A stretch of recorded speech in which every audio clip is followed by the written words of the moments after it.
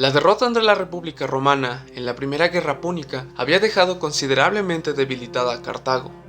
Los estragos del enfrentamiento les arrebataron los territorios de Sicilia, Córcega y Cerdeña, por lo que la solución para compensar sus pérdidas se tradujo en un plan expansionista que les permitiría fortalecerse económicamente y establecer una base desde donde pudieran atacar a Roma en el futuro.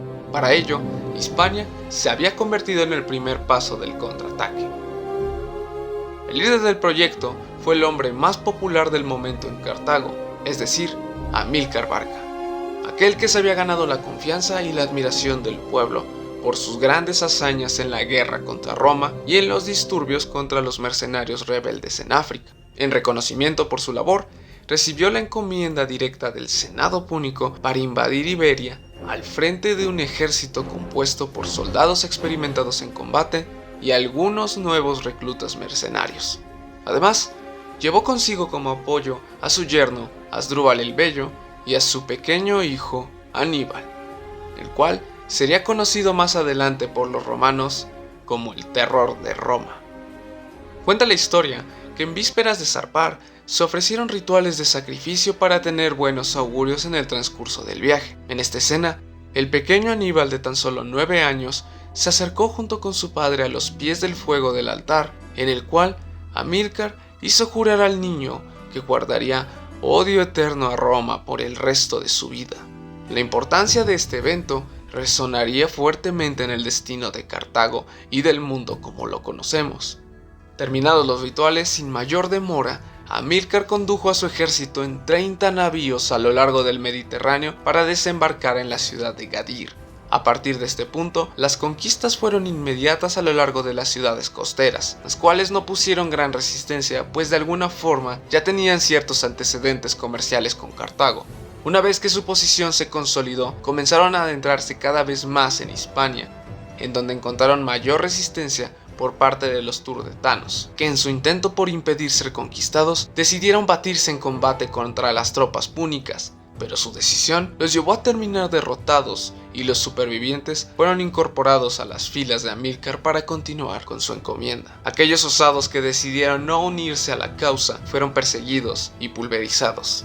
La campaña continuó acumulando excelentes resultados que permitieron hacerse del control de zonas como Andalucía, Cartagena, Cástulo y Málaga, las cuales proporcionaban entre muchas cosas plata, oro, hierro y cobre que eran enviados como remesas a Cartago para pagar las cuantiosas indemnizaciones de guerra que aún debían ser abonadas a Roma. Así fue como habían demostrado su carácter como potencia comercial, aunado al esfuerzo conquistador mediante el cual consiguieron completar casi en su totalidad el monto adeudado de las indemnizaciones en un periodo extremadamente corto de tiempo. Para el año 231 a.C., es decir, 7 años después de iniciada la conquista, una embajada romana se presentó ante Amílcar para que este último rindiera cuentas de sus intenciones expansionistas en Iberia, a lo que Amílcar, haciendo uso de sus dotes diplomáticos, calmó los ánimos explicando que la conquista hispania solo perseguía el cumplimiento de las deudas de guerra contraídas con Roma. Estas declaraciones se tomaban con cierto agrado, pues la distancia que los separaba anulaba la existencia de riesgo de un posible enfrentamiento. Sin embargo, no coincidían del todo con el entusiasmo que mostraban los cartagineses por controlar Hispania. Por ello, el clima se tornaba tenso debido a la desconfianza de ambas naciones. Todos sabían perfectamente que solo era cuestión de tiempo para que se volvieran a enfrentar. A pesar de la racha de éxitos acumulados, en el año 229 a.C., Amílcar hallaba su muerte. La causa, un emboscada orquestada por una tribu rebelde en el valle de Beltis. En su intento por salvar su vida, alcanzó a ser herido a mitad de un río donde terminó por ahogarse. Con este suceso, el mando del ejército pasó a su yerno Asdrúbal, el cual continuó con su misión original por 8 años más, y su primer movimiento consistió en vengar la muerte de su suegro. Con una fuerza de aproximadamente 50.000 hombres, 2.000 jinetes y 200 elefantes, marchó contra los oricios y su rey. En la disputa, las tribus de la región de Laurentiana quedaron totalmente sometidos, y los desafortunados que lucharon quedaron reducidos a cadáveres. Con los cabos sueltos de la región arreglados, sus siguientes pasos se encaminaron a fundar la mítica ciudad de Cart Hadash, o como los romanos solían llamarla, Cartago Nova. rápidamente se convirtió en la capital púnica en Hispania, y con ello el sueño que Amílcar tuvo se empezaba a materializar con este nuevo punto de partida desde donde iniciar la ofensiva. A lo largo del periodo en que Asdrúbal siguió con la expansión, la prosperidad aumentaba con creces tanto en Iberia como en África, ya que la diplomacia que éste manejaba permitía tener estabilidad para alcanzar los mismos objetivos que si se usaran los métodos convencionales de las armas. El mayor beneficiado de esta política fue el ejército, dado que ahora el reclutamiento de refuerzos de distintas partes del país consolidó una impresionante fuerza multinacional que desplazó poco a poco a la vieja estructura del ejército púnico, que se componía en su mayoría por mercenarios. La velocidad con la que Cartago se recuperaba de sus heridas pasadas ponía demasiado incómodo al senado romano, que nuevamente no se hizo esperar para plantear sus inquietudes.